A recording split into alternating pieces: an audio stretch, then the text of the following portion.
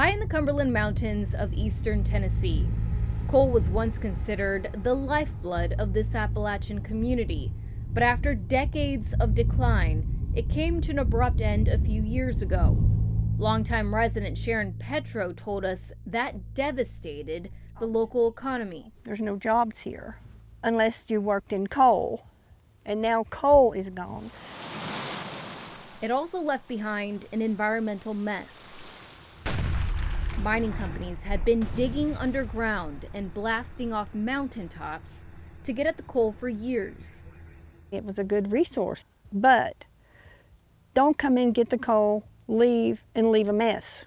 Clean it up, because there's still people who live here that have to live with that mess. Coal companies are required by federal law to clean up that mess. It's known as the Surface Mining Control and Reclamation Act, and it's been around for nearly 50 years. But a Scripps News investigation discovered companies often don't set aside enough money, and government bureaucracy has allowed mines to sit idle for years.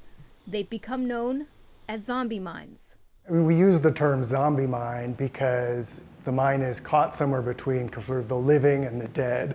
Peter Morgan is a senior attorney at the Sierra Club, a national environmental group that says these zombie mines aren't just eyesores, they're dangerous. It's absolutely a crisis for the communities that have to live near these hazardous sites.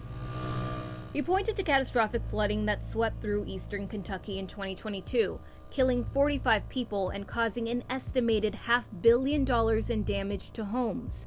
The severity of that flooding, according to a report by Kentucky's former top geologist, was potentially attributable to mountaintop removal mining, which can cause major water runoff. Mining also unearths toxic elements, which can leach into nearby waterways when left unattended.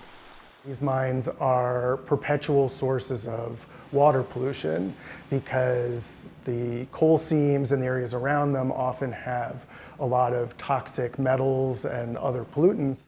We found that to be the case in Tennessee. Our Scripps News analysis revealed dozens of vacant mining facilities received federal violations for releasing polluted water over the legal limit or for failing to submit any water quality reports at all.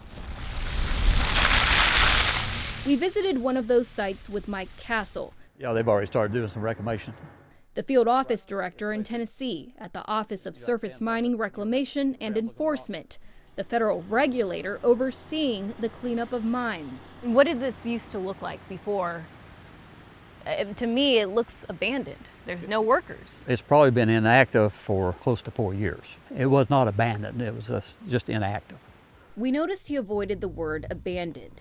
That official designation can lead to a costly cleanup process, known in the industry as reclamation.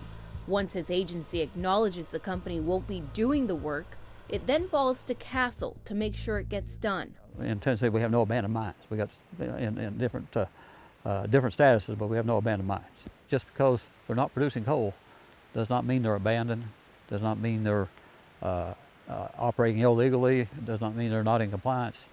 Our investigation found 36 mining sites in Tennessee that haven't produced coal in over a decade and still may require cleanup.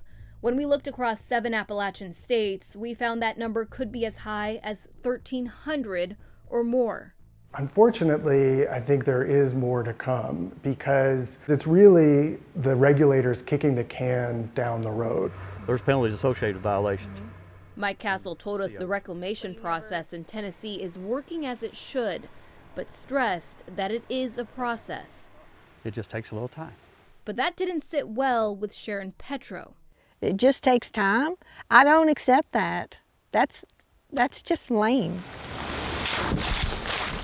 On the day we were with her, she took us to see a mine not far from her home that's been sitting idle for years, and she was shocked by what she found. Look at that.